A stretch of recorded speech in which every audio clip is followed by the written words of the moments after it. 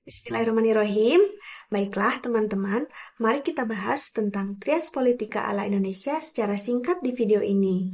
Tapi sebelum melanjutkan video ini, silahkan baca dulu materi yang sudah saya bagikan. Kalau belum, balik lagi, baca dulu, baru balik lagi ke sini. Oke? Kita mulai dengan pertanyaan, apa itu trias politika? Secara sederhana, kita bisa artikan trias politika adalah pembagian kekuasaan dalam suatu negara. Trias politika beranggapan kekuasaan negara itu ada 3. Mungkin secara umum ya ada 3. Tapi terserah negaranya mau pilih yang mana atau mau ditambahin apa. Namun secara umum itu ada 3. Yang pertama itu legislatif, yaitu orang-orang yang membentuk undang-undang. Yang kedua eksekutif, orang-orang pelaksana undang-undang. Yang ketiga ada yudikatif, yaitu orang-orang yang mengadili apabila terjadi pelanggaran undang-undang.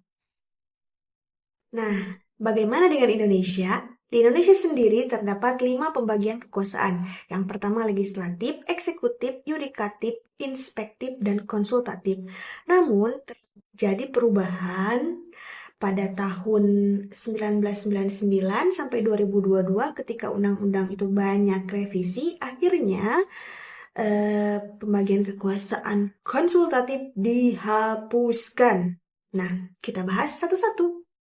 Pertama, kekuasaan eksekutif. Kekuasaan eksekutif di Indonesia didelegasikan kepada Presiden Republik Indonesia menurut Pasal 4 Ayat 1 Undang-Undang Dasar Negara Republik Indonesia tahun 1945 bahwa Presiden Republik Indonesia memegang kekuasaan pemerintahan menurut Undang-Undang Dasar. Jadi beliau itu adalah pelaksana undang-undang ya teman-teman. Yang kedua adalah kekuasaan legislatif.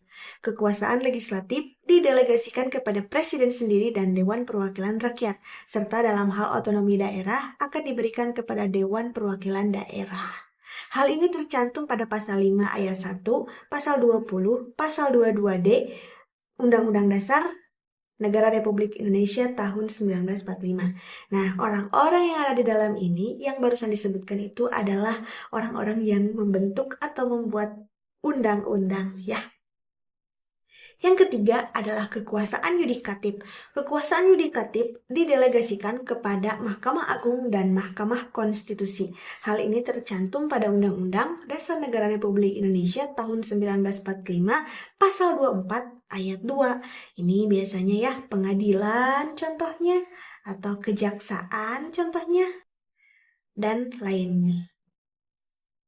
Yang keempat, kekuasaan inspektif atau kekuasaan mengawasi.